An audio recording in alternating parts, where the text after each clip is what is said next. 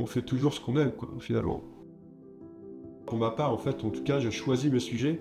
Je choisis mes harmonies de couleurs, je choisis tout ça, les avenues qui comptent pour moi, les endroits que je veux peindre. Et après, effectivement, j'ai le retour des gens.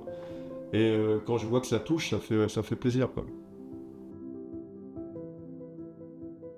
Benoît Hamar, artiste peintre depuis 2001 environ, et je peins à l'huile alkyd.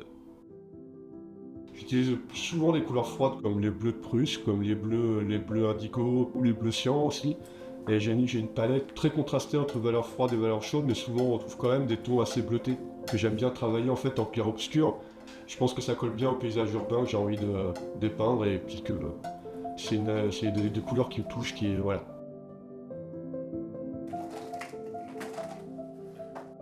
J'utilise le couteau à peindre pour balayer la peinture facilement et pour sculpter la matière. C'est un geste dynamique qui me permet de déplacer des masses, de sculpter vraiment ma peinture.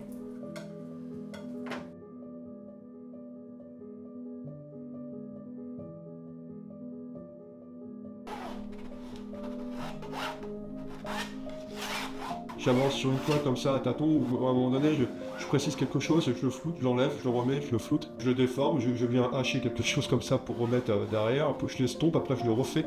Il y a une limite à ça, c'est qu'il ne faut pas se perdre dans son dessin, quoi. C'est-à-dire qu'il ne faut pas que les choses se déplacent, il y a des lignes qui sont là et qui viennent fixer la composition dès le début et qui ne bougent pas. Et puis, je crois qu'il y a une grosse partie du travail qui se fait avant le tableau, en fait, on a quelque chose dans la tête. J'ai réfléchi en fait à ma composition, et après c'est que l'exécution d'une idée, techniquement il peut y avoir des surprises, mais en général c'est quand même acquis avant de commencer la toile.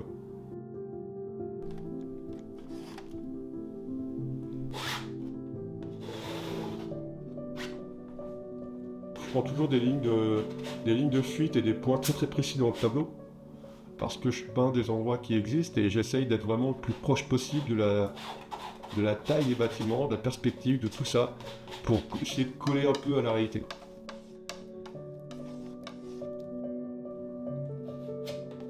Les scènes de villes, comme Paris, Londres ou même New York, des villes que j'ai peint les plus connues, c'est un prétexte en fait à trouver ces lignes-là. C'est un peu comme une gymnastique où j'essaie de regarder, de voir ça sur les photos que je prends. C'est là que je trouve matière, en fait, à vraiment trouver un point de départ pour ce que je veux faire. Mais c'est pas, je suis pas, voilà, je serai jamais esclave d'un sujet. Je prends un sujet pour ce qui m'intéresse, je le décortique et puis j'essaye de digérer tout ça et puis d'en proposer autre chose. Ça part d'une idée de photo et la photo est super importante. C'est un autre média, donc quelque part c'est presque voisin. Il y a une photo de référence, mais qui est là pour m'aider à faire ce que j'ai envie de faire. Et c'est vrai que la photo m'intéresse de plus en plus à ce niveau-là, pour mon travail de peinture, parce que plus la photo est bonne, plus le travail d'imagination est derrière est facile. Parce que la photo donne déjà des choses en fait. On voit déjà des idées. Une photo où il n'y a par exemple pas de lumière, hein, c'est-à-dire que le temps a dessiné aucune ombre, pour moi n'exprime rien, quoi. Je vais avoir du mal à trouver des lignes de fuite et une silhouette qui va me plaire s'il n'y a pas la bonne lumière. Donc toute la frustration, c'est de prendre ces photos et puis de dire j'étais à telle heure dans telle avenue, mais il n'y avait rien à faire quoi, ce jour-là. Et c'est quoi, on passer le lendemain pour avoir quelque chose de correct, d'intéressant pour soi.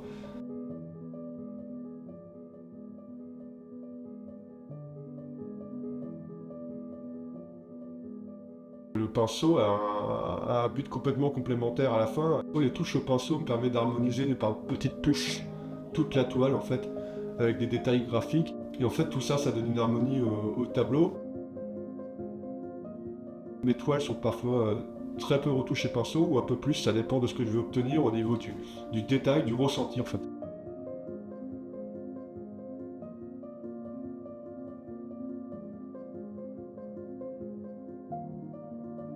J'ai toujours ce moteur d'avancer, de trouver, de chercher, d'améliorer ma technique, d'essayer de trouver des choses. Il faut pas que je m'ennuie, sinon je pense que je vais ennuyer les gens. Et c'est un peu le début de la fin quand je commence à m'ennuyer. C'est-à-dire que pour moi, un tableau, en fait, il doit exprimer quelque chose de vivant, quoi, hein. Quand je termine un tableau et que je le signe, il doit être cohérent. Avec son côté imparfait. Avec son côté imparfait, de se dire une toile aurait peut-être Je sais pas, peut-être était mieux 10 minutes après, 10 minutes avant, peut-être que j'ai pas trouvé à chaque fois la bonne fin. Je pense qu'en fait, je suis pas quelqu'un qui me dit, voilà, qui réussit son travail facilement. Parfois, il y a des phases comme ça qui sont plus dures, des phases un peu de test, il y a des phases où je trouve que c'était mieux il y a un mois. Et je suis un peintre plutôt optimiste, mais je suis toujours comme ça en quête de faire mieux. Donc forcément, quand j'arrive pas, ça rend un peu malheureux. C'est un peu frustrant. Et puis après, quand je trouve quelque chose, je suis tout content parce que je me dis ça y est, j'ai trouvé quelque chose. Et puis ça va déboucher sur d'autres découvertes. Et je pense que c'est ça un peu qui me tient, en fait, et qui évite que je me lasse et puis que je me répète de trop. Non, il y a cette frustration de pas arriver au résultat que j'ai dans la tête, mais qui est pas très grave, que je relativise avec les années. Parce que c'est un peu le but du jeu aussi, c'est-à-dire que je pense que si j'arrête de chercher, je m'ennuie. Et donc ça sera jamais parfait, et je chercherai toujours. Et que si un jour je me dis bah j'ai tout trouvé, que c'est parfait, c'est super, j'ai plus rien à faire. Et là il faut que j'arrête de peindre. Mais ça tient à chaque fois du petit miracle quand même. Pour trouver une solution quoi.